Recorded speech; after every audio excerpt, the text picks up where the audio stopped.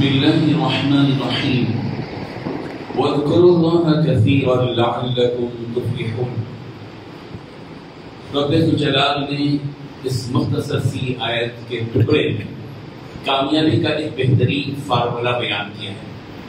ظاہر ہے کہ انسان کامیابی حاصل کرنے کے لیے دوڑ دھوپ کرتا ہے، بہت سی محنتیں کرتا ہے، لیکن آخرت کے اعتبار سے جو کامیابی جس کو قرار دیا گیا اس کا ایک فارمولہ اللہ نے بیان فرمایا، وَاذْكُرُوا اللَّهَ كَثِيرًا، تم اللہ کا کثرت سے ذکر کرو، اللہ کو کثرت سے یاد کرو۔ ذکر کا مطلب صرف تسبیح اکیلا نہیں ہے، ذکر کا مطلب ہے اللہ تعالیٰ کو حقیقی معنی میں دل میں بسا کر، دل میں یاد کرتے ہوئے زبان سے اللہ کی اوصاف کو بیان کرنے کا نام ہے اللہ کا ذکر، کہ تم اللہ کو کثرت سے یاد کرو۔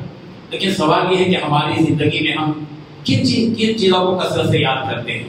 ہم یوٹیوبر، ٹک ٹاکر، لیڈر اور پھر ایکٹر اور سیاسی جو لیڈر اور کرکٹر فلاں سب کو یاد کرتے ہیں، لیکن جس قدر ان تمام چیزوں کو یاد کرتے ہیں، اس کے علاوہ کھانے پینے کے آئٹمس کو یاد کرتے ہیں، حلیم ہے، حدیث ہے، فلاں ہے، فلاں، ان ساری چیزوں کو جتنا یاد کرتے ہیں، باقی ہم احتساب کریں، میں تو احتساب کروں، میں اتنا اپنے رب کو یاد نہیں کرتا۔